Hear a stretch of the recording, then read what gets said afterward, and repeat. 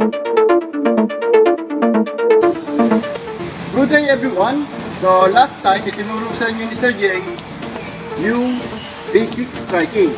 So today, ang ituturo ko naman sa inyo ay ang basic blocking. So, ready na kayo? Let's start!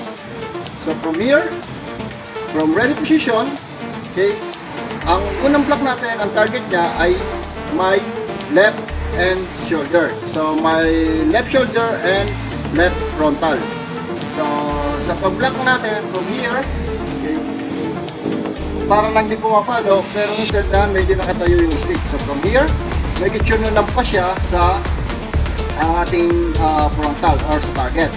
So then alalay ng konti yung kamay, and then yung base ng stick nasa lower ribs. Okay, so from here, one, same process to other side, in my right side. So ang target niya, my right frontal and right shoulder.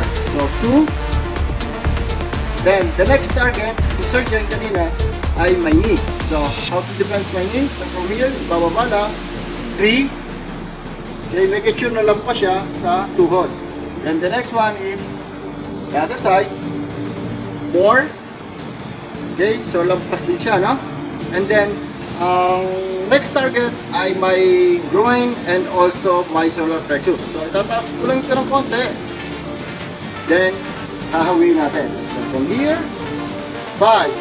Okay, so nakalalay ng konti yung kamay. And then, make sure na lalampas sa katawan niyo yung stick para yung pagkakatusok niya, hindi sa inyo tatagos.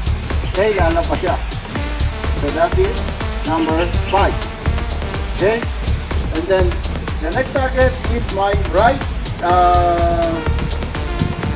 eye and also my right chest. So, bablock natin yan, tatayo lang yung stick. Then, 6. Okay, other side. 7. And then the last target is my frontal. Okay, and then 8. Make sure na medyo naka-slant ito, na? So, ngayon, gagawin natin siya ng medyo mabilis.